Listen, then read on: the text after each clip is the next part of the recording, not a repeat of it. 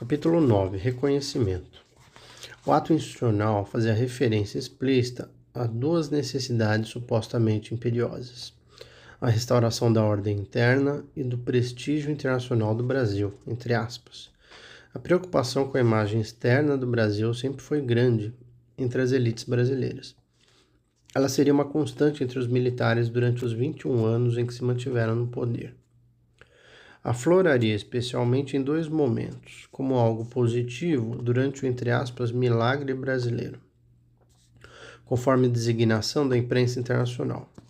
Período de grande crescimento econômico entre 1969 e 74, durante o qual o PIB apresentava taxas impressionantes, e como um dado negativo, na etapa em que o regime militar passou a ser alvo de denúncias no exterior de violações de direitos humanos, especialmente no que diz respeito ao uso da tortura pela repressão. Por isso, logo após o golpe de 64, surgiu a questão do reconhecimento internacional do novo governo. Alguns embaixadores brasileiros nomeados por Goulart foram chamados de volta ao Brasil. Mário Palmério, Lutero Vargas, Barreto Leite, Leocádio Antunes, Bolívar de Freitas, Souto de Oliveira, Sérgio Lima e Silva e Josué de Castro. Algumas embaixadas ficaram sem saber o que fazer. Há relatos do embaixador norte-americano em Roma, segundo os quais seu colega brasileiro pouco fazia para defender o novo regime, aderindo à tese, propagada por alguns jornais italianos, de que Goulart estava longe de ser um comunista, sendo um simples reformista de centro-esquerda deposto por generais direitistas e empresários, com o apoio dos Estados Unidos. O governo norte-americano, ao reconhecer precipitada e calorosamente o governo de Ranieri Mazzilli, gerou alguns problemas. O governo chileno, por exemplo, disse ao embaixador dos Estados Unidos em seu país que a celeridade e o entusiasmo da mensagem de Johnson eram muito diferentes da frieza das notas emitidas quando dos golpes militares do Peru e do Equador poucos anos antes. No Peru, o ministro das Relações Exteriores, Fernando Schwab, disse que os Estados Unidos deviam ter seus motivos para agir daquela maneira, mas sublinhou que a situação não estava clara para os países latino-americanos. Os Estados Unidos não apenas ajudaram os golpistas em 64, como também foram muito úteis na questão do reconhecimento internacional do governo de Mazzilli.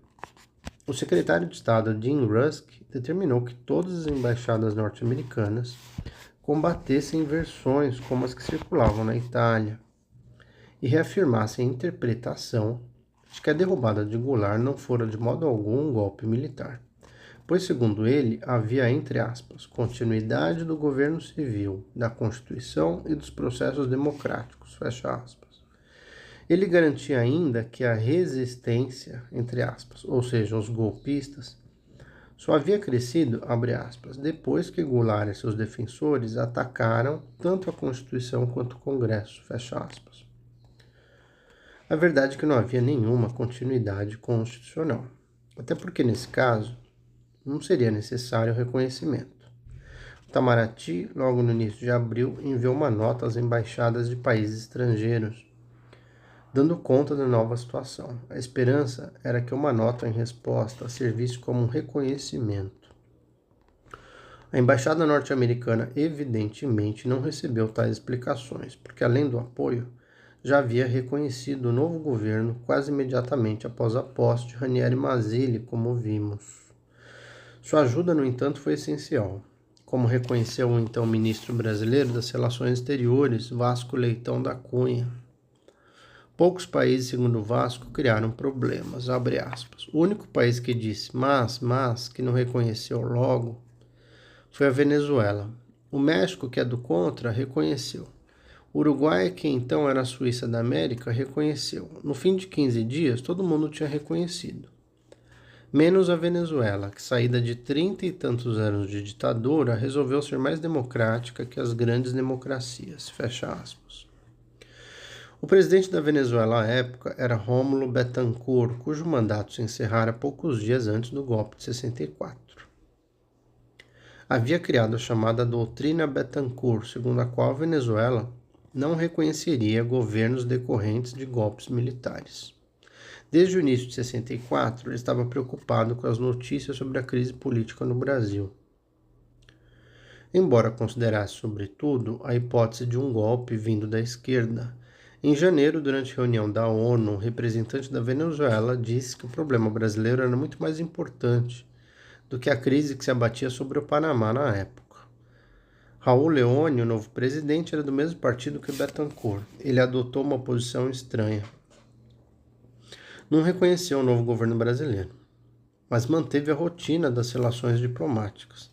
Isso aconteceu porque havia obtido o apoio de Goulart para a 9ª reunião de consulta dos ministros de Relações Exteriores em julho de 64 em Washington, convocada pela Venezuela para discutir a questão cubana. A relação entre os dois países ficaram, entre aspas, suspensas, mas não houve um rompimento efetivo. O Itamaraty optou por deixar em Caracas o então jovem cônsul Alberto da Costa e Silva, que teve bastante trabalho para lidar com essa situação dúbia.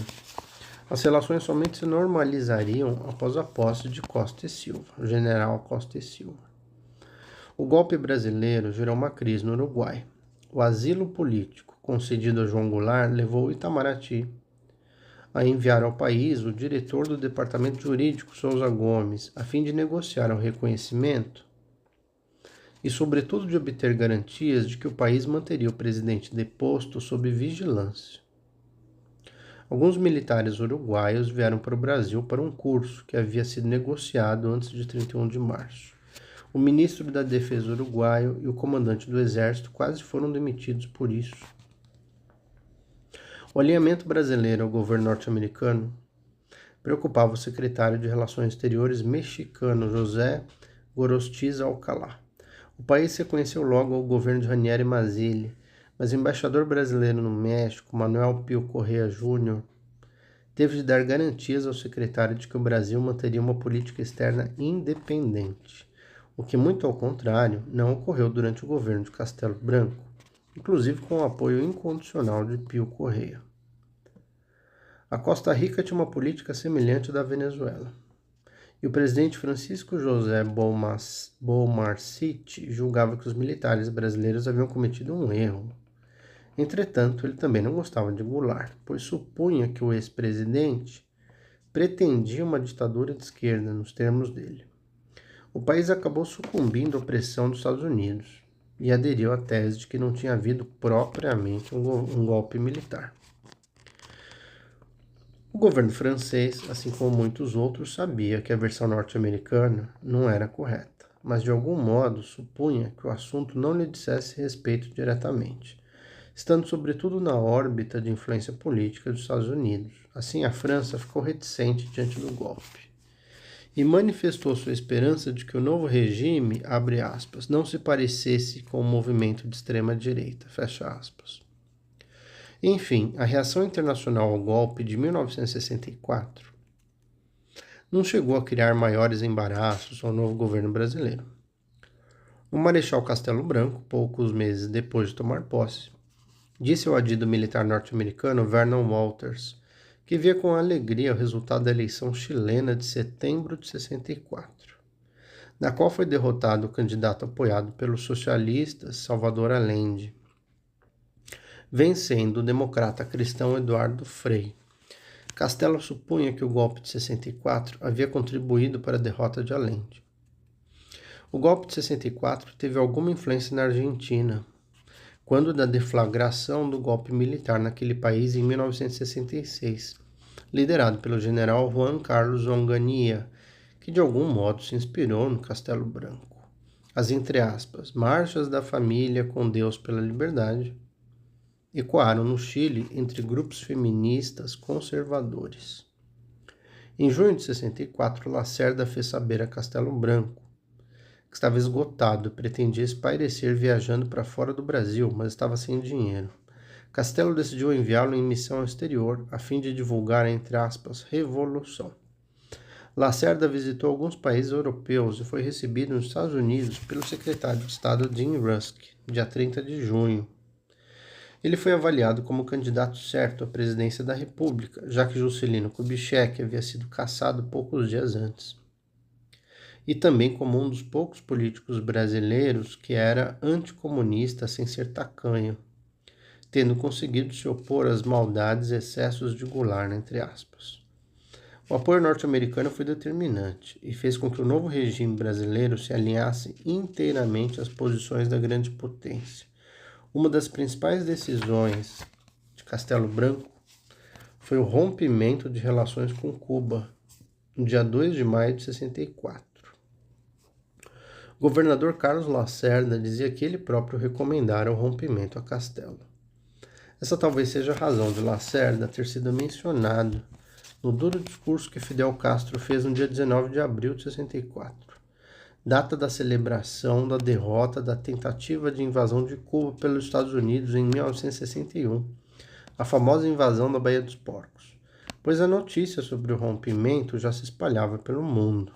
O governo cubano mantinha o departamento de versões taquigráficas, que registrava todos os discursos de Fidel Castro. Graças a ele, podemos conhecer a manifestação do líder cubano. Note-se a acusação de que Lacerda mandava exterminar mendigos e o trocadilho que Fidel faz com seu nome chamando de o porco. Abre aspas. Dizer que Goulart era comunista é na realidade o cúmulo. Goulart não fez uma reforma agrária como a nossa. Não é que tenha proibido a saída de divisas, apenas limitava os ganhos que os monopólios norte-americanos podiam extrair. Fez uma lei contra os latifúndios que estavam nas margens das estradas. O presidente Goulart foi derrubado por um golpe de feitio reacionário, sendo um de seus principais cérebros o homem mais reacionário do continente. Um senhor que, inclusive, como solução para o problema da mendicidade no estado do Rio de Janeiro, onde é governador, propunha a eliminação física dos mendigos, um senhor de mentalidade fascista, o governador do estado da Guanabara, Lacerda, ou o porco, como queiram chamá-lo. E esses elementos, aliados aos elementos reacionários das Forças Armadas, levaram adiante o plano golpista forjado pelo Pentágono e pelo Departamento de Estado Yankee. Se os imperialistas creem que vamos calar nossas opiniões sobre esse golpe de Estado, estão muito equivocados. Imediatamente, começaram os telegramas imperialistas, das agências imperialistas, a dizer que agora sim o Brasil romperia com Cuba, a publicar declarações do Sr. Lacerda e outros elementos reacionários, dizendo que iam romper com Cuba. Pensando talvez que essas coisas nos intimidavam, nos abatiam, que agora sim.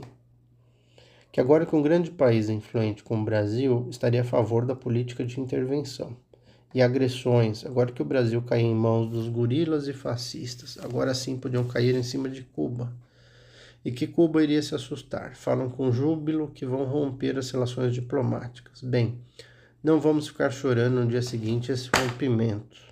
Não vamos implorar por essas relações e não imploramos por relações com gorilas de nenhum tipo. Fecha aspas. A posse de Castelo Branco, dia 15 de abril de 64, não contou com a presença de muitas autoridades estrangeiras. Algumas ausências, como as dos representantes do México, Uruguai, Haiti, Panamá e Bolívia, além da Venezuela, causaram constrangimento e irritação aos diplomatas brasileiros e foram vistas como, entre aspas, afrontoso sinal de não reconhecimento. Fecha aspas.